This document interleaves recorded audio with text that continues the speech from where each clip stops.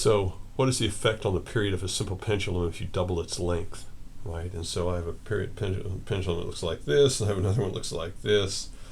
What's the, I can call this L1 and this L2, right? And so this is the relationship between, if you remember, omega is the square root of g over L, it's also equal to 2 pi over the period. And so the period is equal to 2 pi times the square root of L over G. And so if I just wanted to do this simple case, I could say, well, look, the period for pendulum 1 is 2 pi times the square root of L1 over G, right? And the period for pendulum 2 is 2 pi times the square root of L2 over G, right? But that's equal to 2 pi times the square root of 2L1 over G, right? Which is equal to the square root of 2 times 2 pi times the square root of L1 over G, which is equal to the square root of 2 times the period of pendulum 1. And so doubling the length of the pendulum increases it by, about 40%. It's 1.414 is the square root of 2 approximately. And so it's about a 40% increase in the period. So this is a mass, m equals 0.5 kilograms, that oscillates on a spring with a period of 1.5 seconds. And it's how much mass must we add to make the period 2 seconds? And so we sort of have to look at the relationship between mass and period for these things. And it takes us back to the angular velocity, which for a mass on a spring is the square root of k over m. That's the thing that's 2 pi over the period. And so we can do a couple of things here. We can solve this relationship for the period, and we can say, look, the period is equal to 2 pi times the square root of m over k, right? Or we can solve it for m and say m is equal to, follow me on this, period squared over pi over 4 pi squared. So I divide both sides by 2 pi, and that gives me t over 2 pi is equal to square root of m over k. And then I square both sides, and then I cross multiply the k, right? And so this tells me that if I call this guy m1 and this period 1, m1 is equal to k times period 1 squared over 4 pi squared, and m2 is equal to k times period 2 squared over 4 pi squared, right? But there's a relationship. If I call this guy T1 and this guy T2 and this guy M1 and I want M2 equals question mark, then I can say, look, I can say T2 is 2 seconds and T1 is 1.5 seconds. And so if I divide both sides, I get T2 over T1 is equal to 1.33, because that's what 2 over 1.5 is, or T2 is equal to 1.33 T1. And so I can substitute that in here. I can say K times 1.33 T1 squared over 4 pi squared. M2 is equal to, and so now I've got to square the 1.33. I'm going to break those terms down individually. 1.33, I should know what this is. Squared equals 1.76. So this is K times 1.76, or 77 technically, times T1 squared over 4 pi squared, but that's just equal to 1.77 times K T1 squared over 4 pi squared. That's M2. And that's 1.77 times M1. And so if my M1 is 0.5 times 1.77 equals, sorry, 0.885.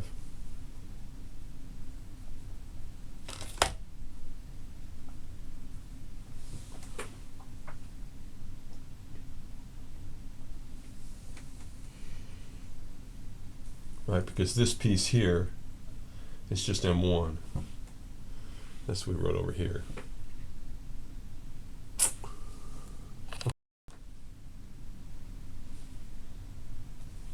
So a BB gun uses a spring-driven plunger to launch a BB, right? So you just plunge you push you compress the spring, and then it locks in place. And when you pull the trigger, it releases the spring. And so they're asking us what the spring constant is if you have to compress the spring 0.15 meters to get a maximum speed of 20 meters per second, given that the mass of the plunger is 0.05 kilograms. So we're neglecting the mass of the BB. We're assuming that's really tiny. And so this is a problem like we were talking about when we were in the very first set of oscillations. We were talking about masses on springs.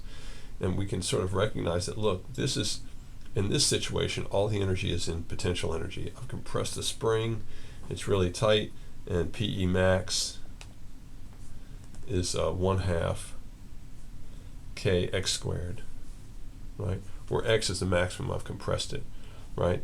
Before, when we were talking about this, we said 1/2 ka squared, where a was the maximum amplitude, but here we're just calling it x, right? And so now we've released it, and the spring goes shooting out, the plunger goes shooting out with the BB in front of it. Once again, we neglect the mass of the BB because it's really small. And then as it passes its equilibrium position, where the kinetic energy is maximum, it's going at 20 meters per second. And so Ke max is 1/2 m Vmax squared. And so as we spoke about when we talked about the springs a few videos ago, the total energy of this situation is constant. And so the maximum potential energy, when all the energy is potential energy, is the same thing as max kinetic energy when it's all in kinetic energy. And so I can set those two equal to each other, and I can say, look, 1/2 k x squared is equal to 1/2 m Vmax squared. The halves cancel. They're asking me what k is, right?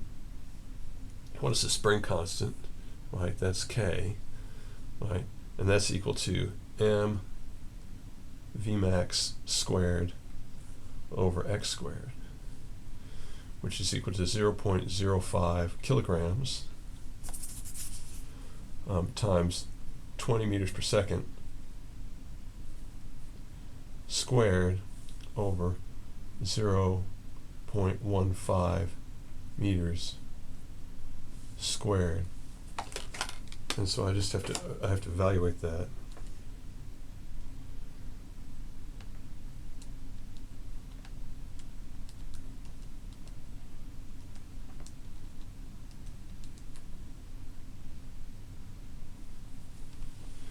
And I get about 890 newtons per meter.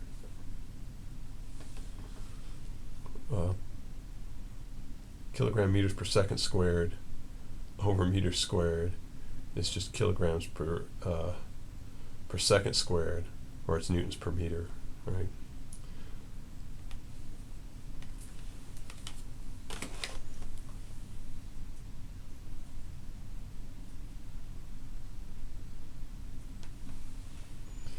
And so then you can ask the question, what maximum force? So let me just erase this part of it.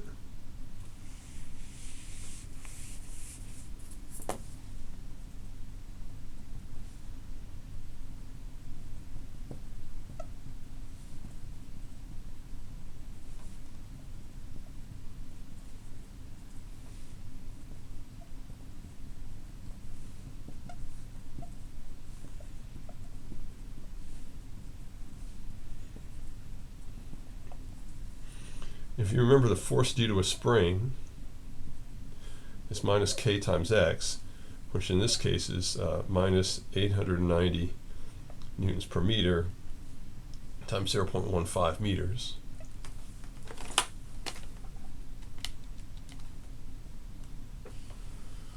Which is 133 newtons,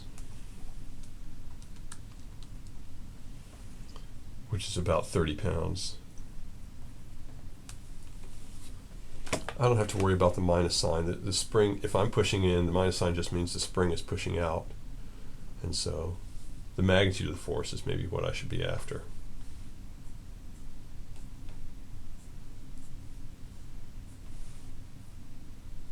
(133 newtons).